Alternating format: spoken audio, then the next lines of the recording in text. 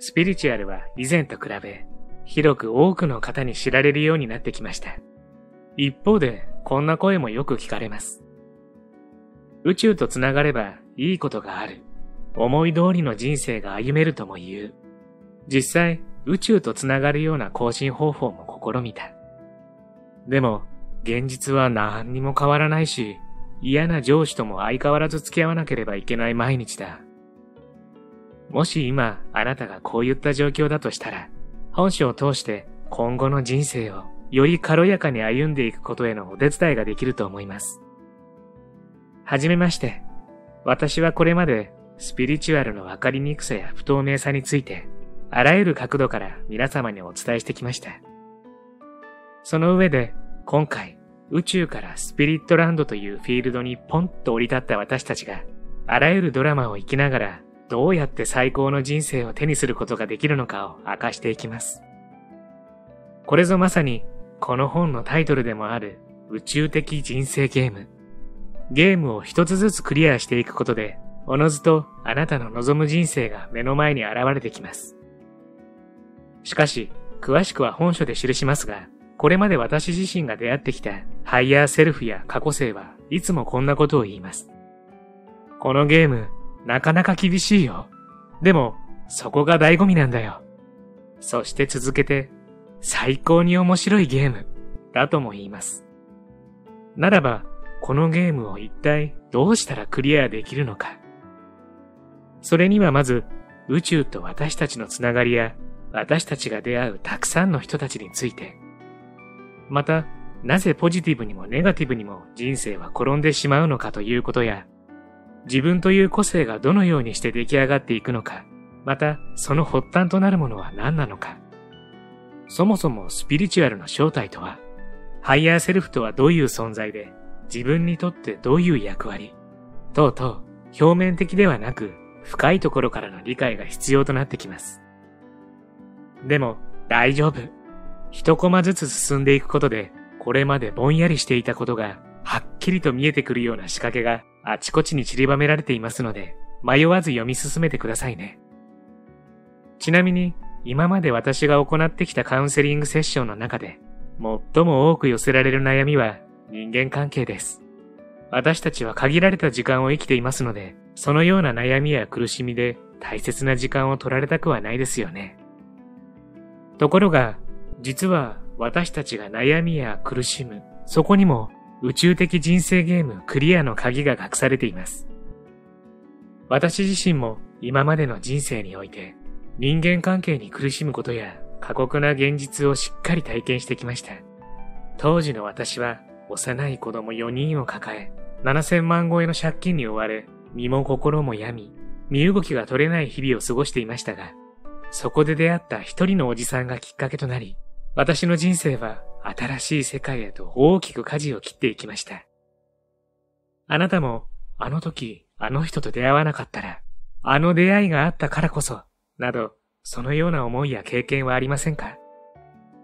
実は出会うも出会わないも最終的にはちゃんとうまくいくようになっています。その驚くべき秘密も本書で解き明かしていきますね。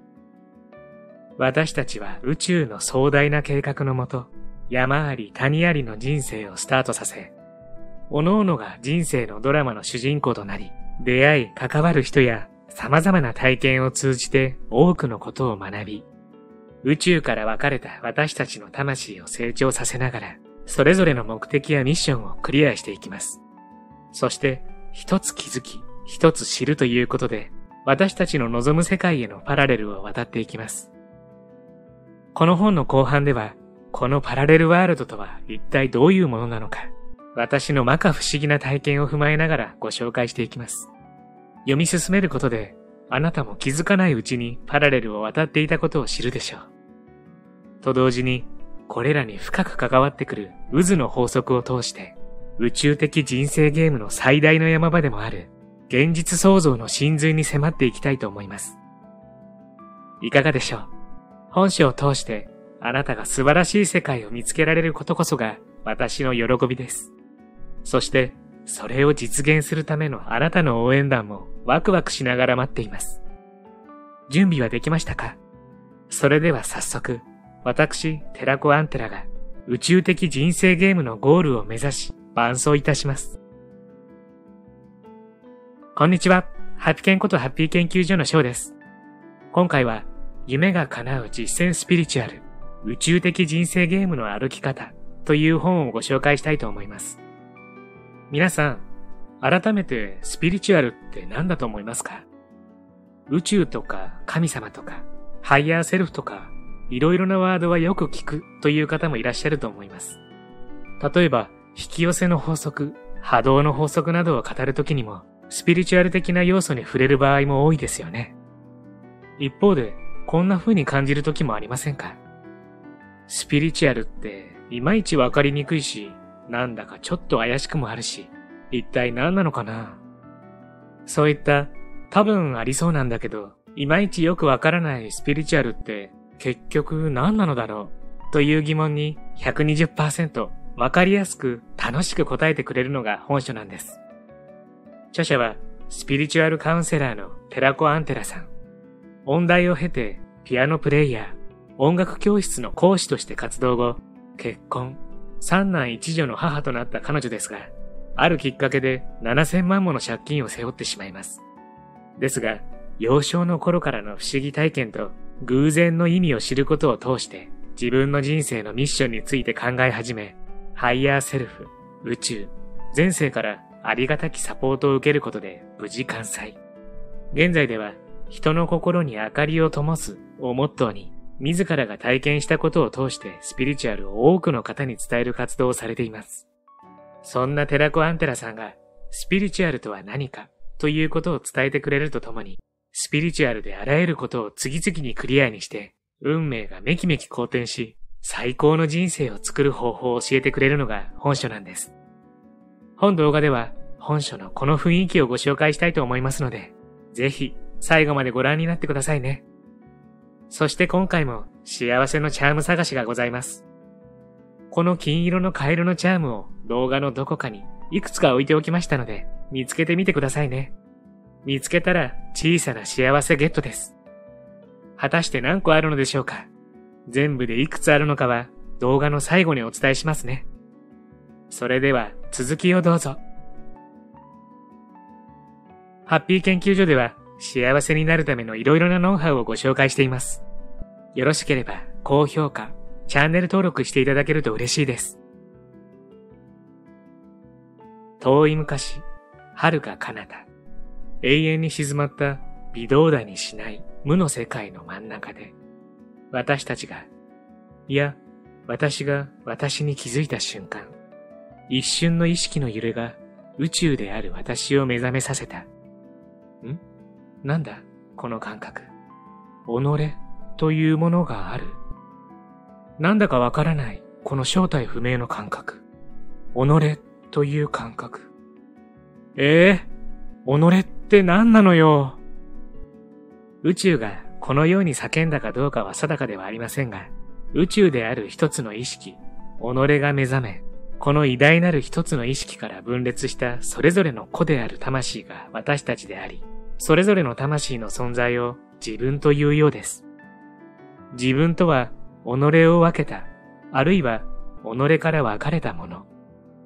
私たちは宇宙の一部でもあり、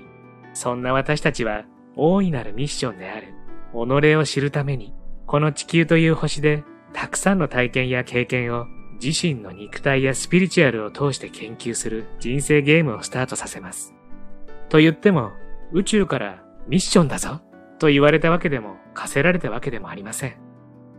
どうやら分裂して個である自分になった時から、私たち自身が意識することもできないような深いところに、自ら成長を望む魂の目的の一つとして、己を知ることが組み込まれているようですね。私たちは魂を成長させる目的の一つである、己を知るというミッションを遂行するために、時間の概念とともに朽ちていく制限がある肉体と、その制限ある肉体に入りきれず、はみ出てしまった大いなる魂を駆使していきます。肉体に入りきれず、はみ出している大いなる魂の部分。そこには、意識や感情、精神や思考、つまりその層やそれらを取り巻くオーラに自分の情報が入っているというわけです。もっと壮大なことを言いますと、分裂した自分、個の情報だけではなく、偉大なる宇宙、己そのもの、すべての情報が詰まっているのです。私はこうした肉体からはみ出した魂の層やオーラを恐れ多くも袋と呼んでいます。大いなる魂の中に自分の肉体がある。自分の肉体は大いなる魂である袋の中にある。そして袋には偉大なる宇宙、己のすべての情報が詰まっており、そのすべての情報こそが、袋こそがスピリチュアルと言われるところです。スピリチュアル。あなたはスピリチュアルに対してどのような概念をお持ちでしょうか？なんだか怪しいもの？なんだか危ないもの？自分とは遠い不思議なもの？ワクワクするもの？私はスピリチュアルとは目に見えない、言葉では言い表せない自分の中のなんだかわからないところと定義しています。例えば誰かに頑張れ、頑張れと応援されたとき、なぜか不思議と元気になったり、嬉しくなったり、よし、頑張ろうなんて勇気が湧いたりするでしょう。そこには実は大いなる魂の一部分である気持ちや感情のエネルギーが存在しています。誰に何を言われたわけでもないのに、相手を気遣ったりするのも、思いやりなども実際には見えないですよね。気持ちや感情というのは、実際に目に見えるものではなく、実際に聞こえるわけでもなく、鼻で匂いを嗅ぐこともできず、舌で味わうことも、皮膚で感じることもできないでしょう。悔しい、悲しい、辛い、苦しい、怖い、嬉しい、楽しい、なんだかワクワクする感覚もどこで感じるの？どこが感じるの？と聞かれたとき何と答えますか？心臓あたりでしょうか？では心臓のどの部分でしょう？このあたりであってもここだなんて断定できないでしょう。ですがその気持ちや感情は自分のものですよね。しかも自分の人生にとてつもなく影響を与えています。つまり自分というものは見える部分だけではなく、見えない部分も含めて自分であり、魂、そしてその袋こそがスピリチュアルそのものというわけです。さて、私たちは宇宙の子として地球に生まれ降り立ち、大いなるミッションである己を知るための人生ゲームをスタートさせたわけですが、どのようにして己を知っていくのでしょうか。それを助けてくれるのがキャラクターという私たちが出会う人たちの存在です。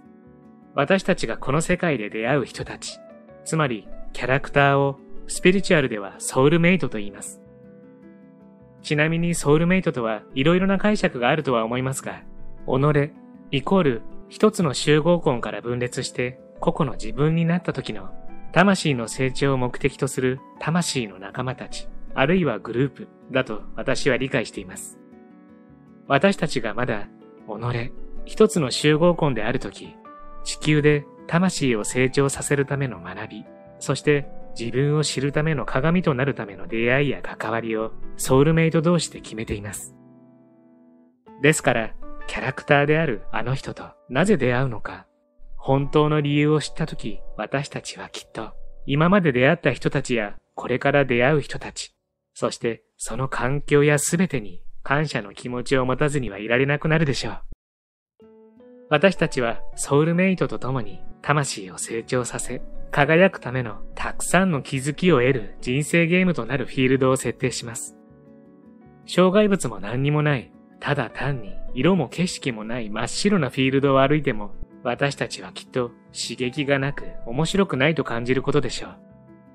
だって私たちは広い宇宙の中でわざわざ波動が重いと言われる地球を選び、制限のある時間の中で狭い肉体を持って人生ゲームに挑むチャレンジャーなんですもの。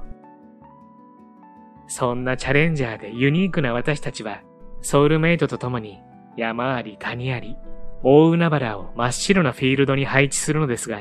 実はそこにもう一つのある存在が深く関わっています。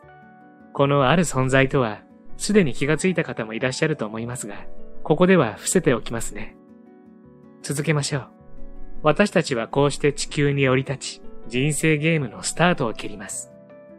そして山頂を制覇した時の達成感や谷を渡る恐怖や不安を感じる時、またはひらめきや自分の中の知恵にたどり着いた喜びを感じる時も、あるいは大海原に放り出され、自身と戦う覚悟が必要な激しい状況の中でも、今までの様々な経験を通して手に入れた気づきを持って前進し歩んでいくのです。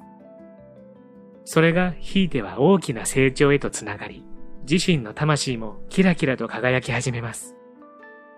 しかし、その途中ではすぐにブレる感情に翻弄され、心が闇に支配されることもあるかもしれません。先ほど、なぜキャラクターに出会うのか、本当の理由を知ったとき、私たちはきっと感謝の気持ちを持たずにはいられなくなると言いましたが、今、人間関係の苦しみの真っ只中であれば、自分をネガティブに陥れるあの人に、あんな奴に感謝の気持ちなんて絶対にありえない。そう思う方もいらっしゃるでしょう。もし絶対にありえないと思ったとしても、本書と出会ったことを偶然ではないと気づいてほしいのです。偶然には全て意味があることを、そしてその意味を知ると、次から次へとシンクロが押し寄せてくることを。気づきや知るということは、私たちがこの地球に生まれてきた目的と、魂の成長と、仕掛けてきたゲームの答えでもあります。その気づきや知るをクリアしたとき、私たちの心と魂が震えます。心とは、感情や意志などの精神的な働きの大元であり、感情の発端となる根っこですから、気づきや知るというミッションをクリアしたとき、私たちの心と魂は喜び震えます。それらはワクワクの鼓動となって私たちの体中を駆け巡り飛び跳ねるのです。この心と魂の共振が多ければ多いほど私たちは成長するようです。ところがどうやらこの世界に生まれ降り立つ私たちはそんな簡単にクリアできるゲームは設定してきていないようですね。そこがこのゲームの面白いところだそうです。宇宙はいつも優しく言います。そこが醍醐味なんだよ。今回もプロローグ程度のご紹介でしたが、本書の雰囲気伝わりましたでしょうか。ともすると、ぼんやりとしてて、つかみどころがなくて、なんとなく怪しくて、と思わされるスピリチュアルについて、本書は、